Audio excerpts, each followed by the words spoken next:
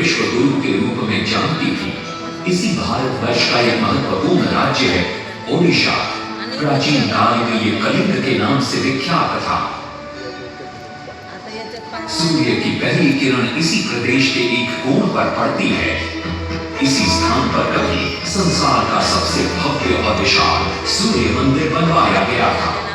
तुम कलिंग की पहचान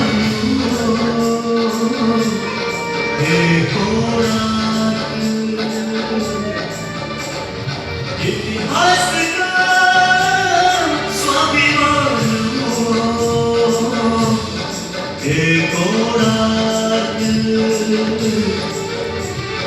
कलाकृति के मुख्य द्वार तुम जग में, कला शासन के दिव्य जलस पत्थर में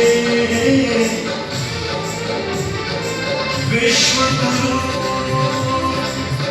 भारत के गौरव आज दया के पात्र हो क्यों। कोणार्क कोणार्क कोणार्क कोणार्क। सैकड़ों साल पहले की बात है। पुरातात्विक दस्तावेज के तौर पर संग्रहित पुस्तक मादलापांजी और बाया चकड़ा में उल्लेख है कि 13वीं सदी में गंग वंश के राजा लांगुला नरसिंहदेव ने इस सूर्य मंदिर का निर्माण करवाया था। नरसिंहदेव युद्ध में बड़े प्रवीण और शक्तिशाली थे और मात्र 18 साल की उम्र में वे अपने पिता राजा अनंग भीम देव की विशाल सेना के प्रधान सेनापति नियुक्त कर दिए गए थे।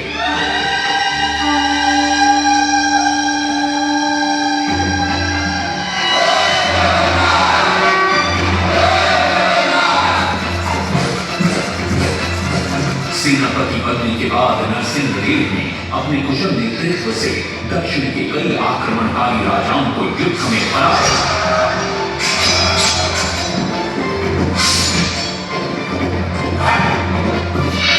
बाहुबली और उनके राजकोष पर कब्जा कर लिया।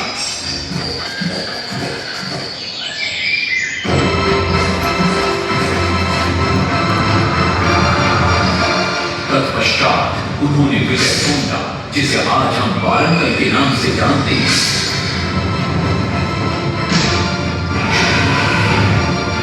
कि काकतीय वंश के राजा गणपति को परास्त किया। और उनके राजकोष पर भी कब्जा कर लिया। 3 वर्षों तक निरंतर युद्ध के पश्चात जब वे बहुत सारी धन संपदा लेकर कलिंग लौटे तो राजमहल में उनका भव्य स्वागत हुआ।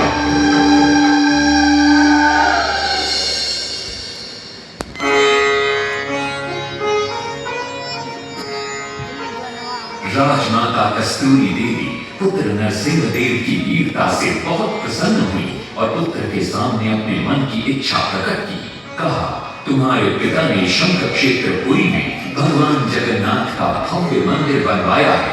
मैं चाहती हूँ कि तुम पद्म क्षेत्र कोणार्क में उससे भी भव्य और विशाल सूर्य मंदिर बनवाओ।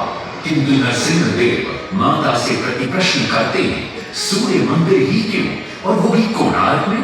तब राजमाता कस्तूरी देवी बतलाती है, द्वापर युग में भगवान श्री कृष्ण के पुत्र सांब बड़े ही सुंदर और सुकुमार थे। वो नारद मुनि को चिढ़ाया करते थे। एक दिन नारद मुनि ने सांब को सबक सिखाने की योजना बनाई और उन्होंने सांब की सुंदरता की प्रशंसा कर उन्हें गोपियों के साथ जल क्रीड़ा करने को उकसाया। वहीं दूसरी तरफ भगवान श्री कृष्ण को जाकर कह दिया कि सांब अपनी मां समान गोपियों के साथ जल क्रीड़ा कर रहा है।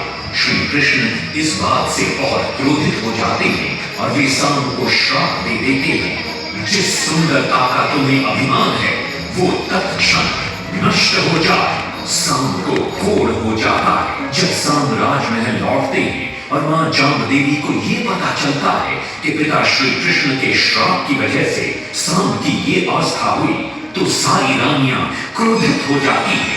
नारद जी को बुलाया जाता है। वे रोग मुक्ति का उपाय बतलाते हैं। वे कहते हैं सूर्य की पहली किरण ऊर्ध्व देश के एक कोण पर पड़ती है जिसका नाम कोणार्क है। शाम को वहीं जाकर सूर्य की आराधना करनी होगी।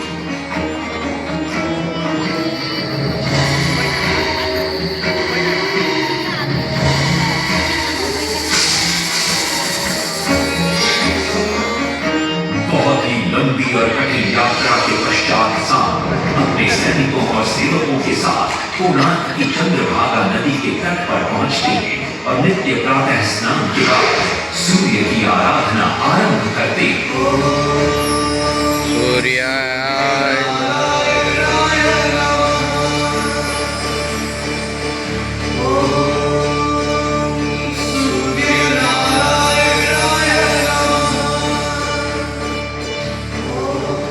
अन्न जल त्याग कर 12 साल की कठिन तपस्या के बाद सूर्य देव प्रसन्न होकर प्रकट होते हैं और शाम को रोग मुक्त होने का वरदान देते हैं।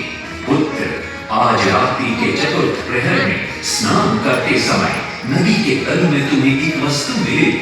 वो मेरा ही प्रतिरूप होगी। उसका स्पर्श पाते ही तुम इस कोढ़ रोग से मुक्त हो जाओगे।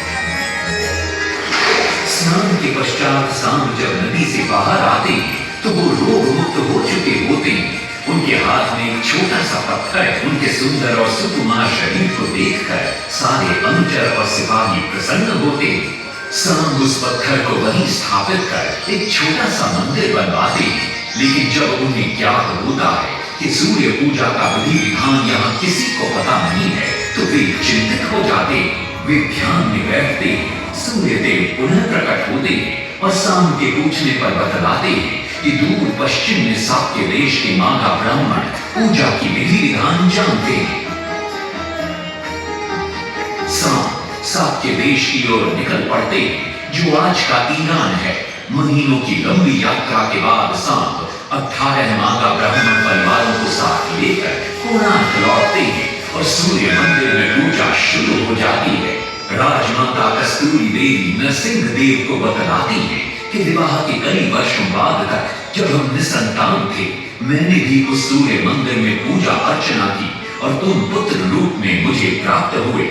माता की बात सुनकर नरसिंह देव मां को कोणार्क में संसार का सबसे भव्य और विशाल मंदिर बनाने का वचन देते। सदाशिव सामंतराय महापात्र जो शिवई सांतरा के नाम से लोकप्रिय थे, वे अपने सहयोगी बीसू महाराणा के साथ मंदिर का प्रतिरूप बनाते हैं और नरसिंह देव के समक्ष प्रस्तुत करते हैं। नरसिंह देव मंदिर का प्रतिरूप देखकर अभिभूत हो जाते हैं और शीघ्र मंदिर निर्माण कार्य आरंभ करने का आदेश देते हैं। दूर दूर से बड़े बड़े पत्थर लाए गए। जितने पत्थर डाले गए सारे टूट गए। आदमी को डाला उसमें डाल गए। नहीं पता डाला सारे टूट गए। सिर्फ सांतरा हुए परेशान किस विधि मंदिर बने। सिर्फ सांतरा हुए परेशान किस विधि मंदिर बने। एक दिन वे चिंतामग्न कोणार्क लौट रहे थे तभी उन्हें प्यास महसूस हुई। उन्हें पास ही में एक कुटिया दिखाई पड़ती है जहाँ एक बूढ़ी औरत से उनकी भेंट होती है। शिवई सांतरा पानी मांगते हैं। बूढ़ी औरत पानी के साथ गरम गरम भोजन भी लेकर आती है। वे थाली के बीच में हाथ डालते हैं जिससे उनका हाथ जल जाता है। तब वो बूढ़ी औरत मुस्कुराकर कहती है, तुम तो शिवई सांतरा की तरह बीच से भोजन उठाकर खा रहे हो। ये सुनकर शिवई सांतरा को अपनी भूल का एहसास होता है। माता रामचंद्र ने उपाय सुझाया समझे सिवे सांतरा।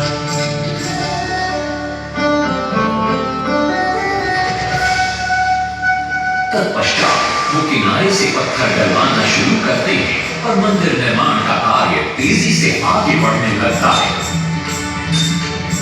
1200 शिल्पियों ने 12 वर्ष में मंदिर बनाया। घोड़े साथ सजा कर रथ में समय का चक्र बताया।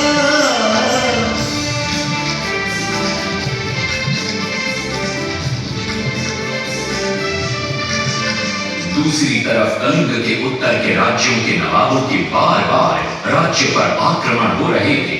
इन आक्रमणों से क्रोधित होकर नरसिंहदेव अपनी विशाल सेना को लेकर युद्ध के लिए निकल पड़े।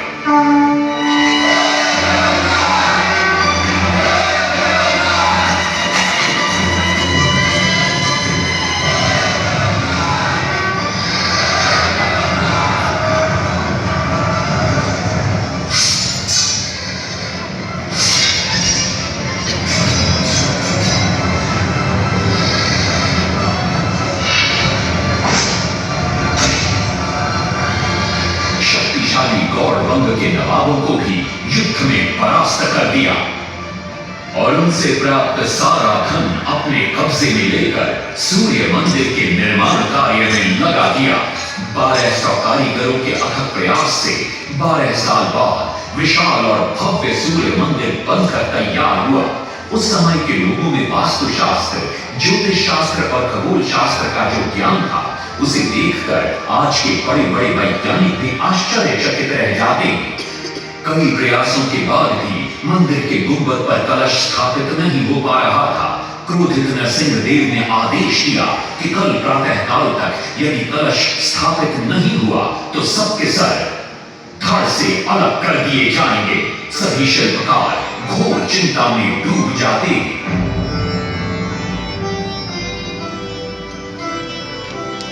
दूसरी तरफ मुख्य शिल्पकार बीसू महाराणा का 12 साल का बेटा धर्मपद सूर्य मंदिर के प्रतिरूप पर कलश बिठाकर प्रसन्न होता है और मां के सामने अपने पिता से मिलने की इच्छा व्यक्त करता है। मां अपने बागीचे के बेर पोटली में बांध कर देती है और कहती है, अपने कुत्ते बलिया को साथ लेकर कोणार्क जा। बलिया अपने मालिक को पहचान लेता है और बीसू महाराणा से लिपट जाता है। धर्मपद अपने पिता को प्रणाम करता है और अपना परिचय देता है। सबको चिंता में देखकर वो अपने पिता से इसका कारण पूछता है। कारण जानकर धर्मपद कहता है, अगर आप आज्ञा दें तो मैं मंदिर के गुंबद पर कलश स्थापित कर सकता हूं। शिवे सांतरा धर्मपद को अनुमति दे देती। धर्मपद गुंबद पर चढ़ जाता है और कुछ ही समय के प्रयत्न के पश्चात वो कलश को स्थापित करने में सफल हो जाता है। गुंबद पर कलश स्थापित होते ही नीचे गर्भगृह में चारों दिशाओं में लगे चुंबकों के आकर्षण से सूर्य महाप्रभु की मूर्ति शून्य में स्थापित हो जाती है। सब धर्मपद को कंधे पर बिठाकर खुशी से नृत्य करने लगते। तभी कुछ कारीगर इसका विरोध करते हुए कहते हैं, अगर सुबह राजा को ये पता लग गया कि इस बच्चे ने कलश को स्थापित किया है तो किसी का बचना संभव नहीं है, इसलिए धर्मपद को मरना होगा। इस बात से शिवे सांतरा बड़े क्रोधित हो जाते हैं। भीषण वाद विवाद छिड़ जाता है। ये सब देखकर धर्मपद गहरी चिंता में पड़ जाता है और वो सोचता है कि यदि मेरे जीवित रहने से इन सब का सर काट दिया जाएगा तो इससे अच्छा है कि मैं आत्म बलिदान कर दूं ताकि सबके प्राण बच जाएं।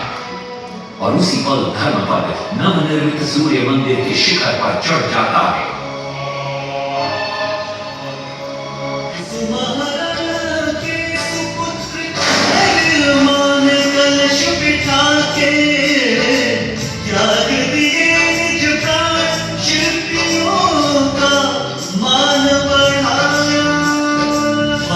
शास्त्र के अनुसार बना सूर्य मंदिर।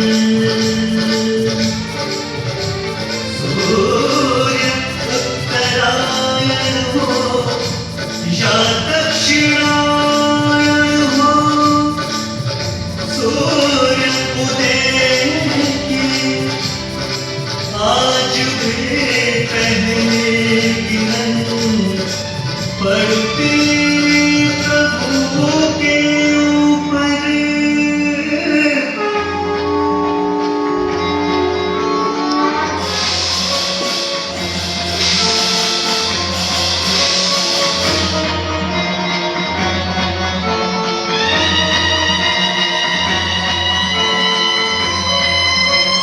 कभी कहा नरसिंहदेव भी आ पहुंचते हैं।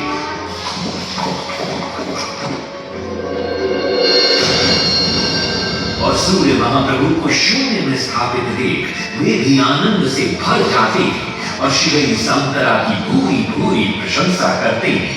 वो ये भी घोषणा करते हैं कि माघ शुक्ल पक्ष की सप्तमी को मंदिर की प्राण प्रतिष्ठा की जाएगी। लेकिन शिवई सांतरा कहते, राजन तिथि तो अच्छी है, लेकिन मंदिर की प्राण प्रतिष्ठा के लिए ये शुभ नहीं है। किंतु राजा अपनी बात पर अड़ जाते हैं। शिवई सांतरा को दुख होता है और कोई वाद विवाद किए बिना वे हमेशा के लिए वहां से चले जाते हैं।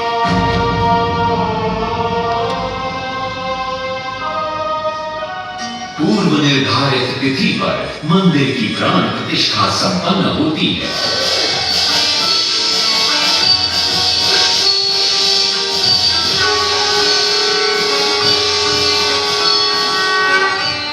लेकिन कुछ दिनों बाद अमंगल होना शुरू हो जाता है।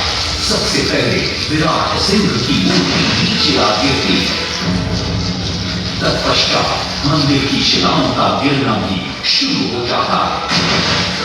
नरसिंहदेव को अब समझ में आता है कि शिवई सांतरा का कहना सही था, लेकिन देर हो चुकी थी। बहुत साल बाद मंदिर के आसपास जंगल उगाए और ये मंदिर घने जंगलों के बीच छुप गया। जब अंग्रेजों ने जंगल के बीच इस मंदिर को देखा तो उन्होंने इसका पुनरुद्धार किया। आज आप उसी विशाल मंदिर के भग्नावशेष देख रहे हैं। ये है इस प्रसिद्ध मंदिर की कथा। अब इस कथा में कितनी सत्यता है और कितनी कल्पना है ये तो किसी को नहीं मालूम, लेकिन ओडिशा की जनश्रुतियों में यही कथा विद्यमान है।